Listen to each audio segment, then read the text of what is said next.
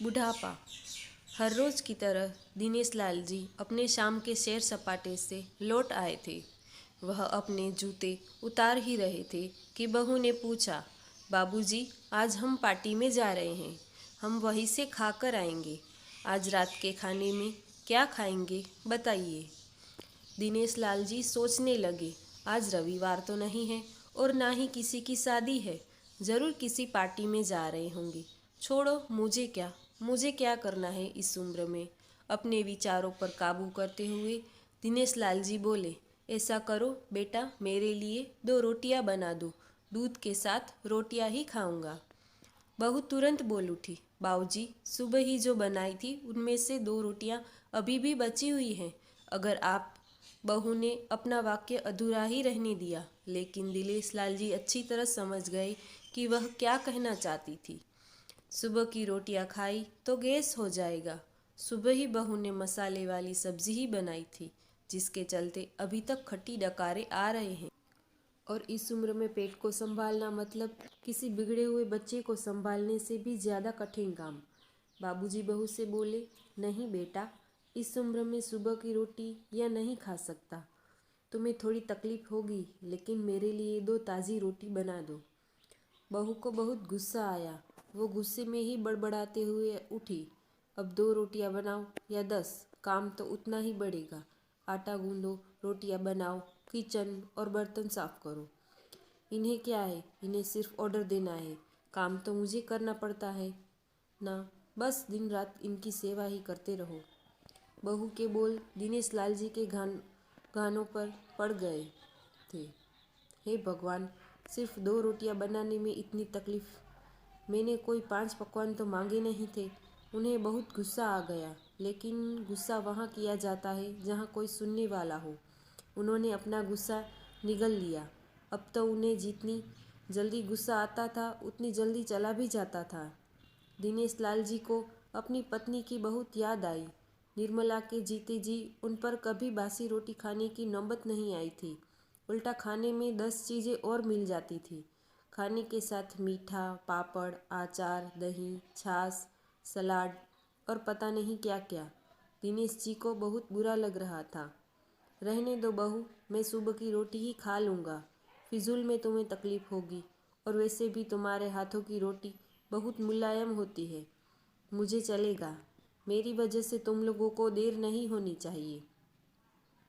बहू को तो सोने से पीला मिल गया। वह अपनी आवाज़ मीठी करते हुए बोली, बाबूजी, आप चाय लेंगे क्या? दिनेश लाल जी अपने चाय पीने की इच्छा को दबाते हुए बोले, वैसे कोई खास इच्छा नहीं है चाय पीने की, मगर तुम अपने लिए बना रही हो तो मेरे लिए भी थोड़ी बना देना। हाँ बाबूजी, मैं अपने लिए बनाने वाली हूँ, आपके लिए भी बना देती हूँ, बोलकर बहू रसोई घर के अंदर चली गई। दिनेश लाल जी खुद से ही बात करने लगे, अभी तो लाखों की जायदाद है मेरे पास, यह घर भी मेरे नाम पर है और खाते में भी लाखों रुपए पड़े हैं। कभी बेटा विषय निकालता है तो मैं बोलकर टाल देता हूँ कि मेरे बाद तेरा ही तो है सब कुछ, और फिर भी एक कप चाय और 2 ताज़ी रोटियों के लिए तरसना पड़ता है। तो उन बूढ़ों का क्या होता होगा जिनके पास संपत्ति के नाम पर सिवा पुरानी यादों के कुछ भी नहीं होता। निर्मला को याद करके दिनेश लाल जी की आंखों में आंसू चमकने लगे और धीरे से गालों पर सरके। निर्मला के होते हुए उन्होंने घर का कोई भी काम नहीं किया था। आर्थिक जवाबदारियों के अलावा उनकी और कोई जवाबदारी नहीं थी। उनके व्यापार में भी उन्हें अच्छा साथ दिया था। वह भी निर्मला से बहुत प्यार करते थे, लेकिन कभी जताया तो बताया नहीं पाए। वह यह बच्चे दिल से मानते थे कि निर्मला उसकी पूर्व जन्मों के पुण्य का फल है, लेकिन जिंदगी की भागदौड़ में वह निर्मला की मन की इच्छाएं पूरी कर ना सके। उन्होंने वैष्णो देवी जाना था, लेकिन हर बार यह यात्रा अगले साल के लिए पोस्टपोन हो जाती। घर बार और संसार की जिम्मेदारियां संभालते संभालते कब उनकी इच्छा उन्हीं के साथ चली गई, पता ही नहीं चला। दिनेश लाल जी ने देखा, उनके पोता पोती दोनों ही स्कूल से आ गए थे। दोनों ने अपना बस्ता सोफे पर फेंका और दादाजी की तरफ दौड़कर उनके गले लगते हुए कहने लगे, चलिए ना दादाजी, खेलने चलते हैं। यही निस्वार्थ प्रेम के कुछ पल थे जिनके दिनेश लाल जी भी बच्चों के साथ बच्चे बन जाते थे और सारे अपने दुख और यादें भूल जाते थे।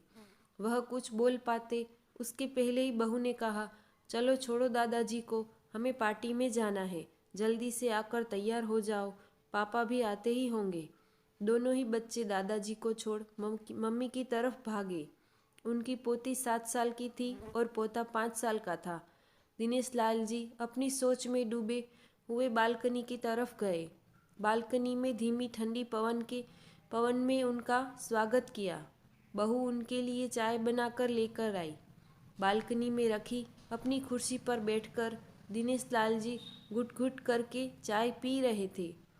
पी क्या रहे थे, निगल रहे थे, क्योंकि चाय के नाम पर सिर्फ कम शक्कर वाला गर्म पानी था, ना इलायची ना अदरक। दिनेश लाल जी की मन ही मन सोचने लगे, बहू के जाने के बाद आज खुद अपने हाथों से चाय बनाऊंगा, इलायची अदरक और थोड़ी सी ज़्यादा शक्कर डालकर, और उसके साथ रोटियां खाऊंगा। रोटियों की याद आते ही उनका मुंह फिर खट्टा हो गया। चाय खत्म होने पर खाली कप लेकर वह किचन में रखने गए तो वहाँ देखा कि बहू और बच्चे का कप धोके पड़ा था। उन्होंने भी अपना कप धोकर रख दिया और अपनी डायरी लेकर बालकनी में आ गए। बालकनी में बैठे बैठे उनकी नज़र सूखी हुई तुलसी के पौधों पर गई। उन्होंने एक लोटा पानी लाकर उसमें डाल दिया। कुछ मिनटों के बाद ध्यान से देखने पर उन्हें पता चला कि सूखे हुए तुलसी के पौधे में नई कुपली जैसे मुस्कुरा रही हो। टूंडे याद आया कि निर्मला हर सुबह तुलसी को पानी और शाम को दिया दिखा दी थी। अब तो शाम को ना तुलसी को ना ही भगवान के मंदिर में दिया जलता है। पता नहीं कितने संस्कार, इतनी अच्छी आदतें निर्मला अपने साथ ले गई थी। दिनेश लाल आसमान की तरफ देखकर बोले, शकुंतला, मुझे और इस घर को अभी तुम्हारी ज़रूरत थी। तुम क्यों हमें छोड़कर चली गई? तुमने मुझे धोखा दिया। तुमने हमेशा साथ रहने का वचन तोड़ दिया। तुम मुझे अकेला छोड़कर चली गई। दिनेश लाल जी की आंखें भर आई। पापा, इतनी ठंडी हवाएं बह रही है और आप हैं कि बालकनी में बैठे हैं। अंदर आ जाइए, नहीं तो बीमार हो जाएंगे, बेटे ने दिनेश लाल जी से कहा। बेटा, बहू और पोता पोती सब तैयार होकर पार्टी के लिए निकल रहे थे। किसी ने झूठी मन रखने के लिए भी उनसे नहीं पूछा कि साथ चलिए। बाबा, आप खाना खाकर जल्दी सो जाइएगा, हमें आने में ज़रा देर हो जाएगी। ज़्यादा देर तक जागना नहीं, आपकी सेहत के लिए अच्छा नहीं है। हमारे पास घर की दूसरी चाबी है, हमारी चिंता मत कीजिए, बेटे ने जाते हुए कहा। ऐसे बोल रहे थे जैसे मेरी सेहत की बहुत फिक्र है। कितने दिनों से बोल रहा हूँ, डॉक्टर के पास ले चलो, बीपी बढ़ा हुआ है, शुगर भी चेक करवाना है। थोड़ा सा भी चलता हूँ तो हांफने लगता हूँ।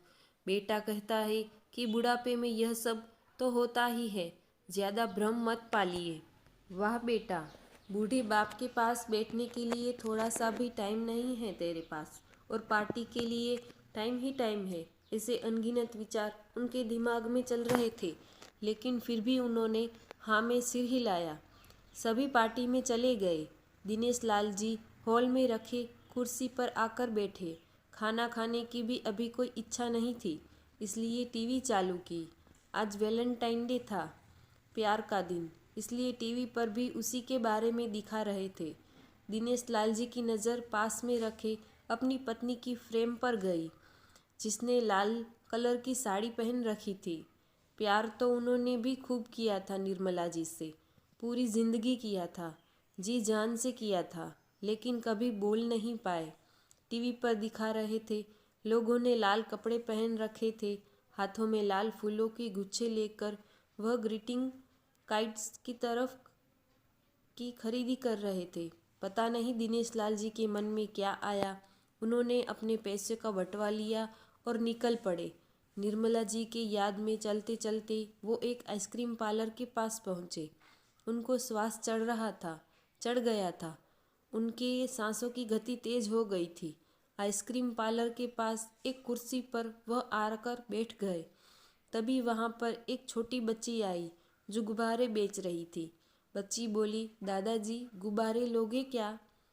इतने ही बच्चे हैं, बिक जाएंगे तो जल्दी घर चली जाऊंगी। दिनेश लाल जी ने देखा 10-12 रंग बिरंगे गुब्बारे थे। उन्हें याद आया कि निर्मला जी को भी गुब्बारे बहुत पसंद थे, लेकिन अब गुब्बारे लेकर क्या करूं? उन्हें बच्ची की आंखों में सच्चाई और आशा दिखी। उन्होंने 200 रुपये दिए और सारे गुब्बारे खरीद लिए।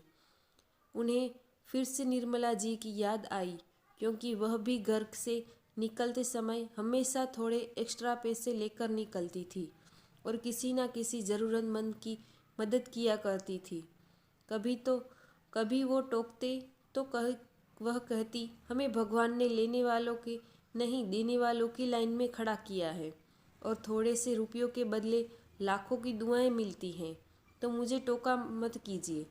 आंखों में आंसुओं के साथ दिनेश लाल जी खड़े हुए रास्ते के बीचों बीच आए। उन्होंने आसमान की तरफ देखा, अपने हाथों में पकड़े गुब्बारे आसमान में छोड़ दिए और चिल्लाकर बोले, निर्मला, मैं तुमसे प्यार करता हूँ। उनके सांसों की गति बढ़ गई। उनका शरीर लड़खड़ाया और जमीन पर धप से गिर पड़े। आप आसपास के लोगों को कुछ भी पता चल पाए उससे पहले ही दिनेश लाल जी ने इस मोह माया की दुनिया को अलविदा कह दिया था।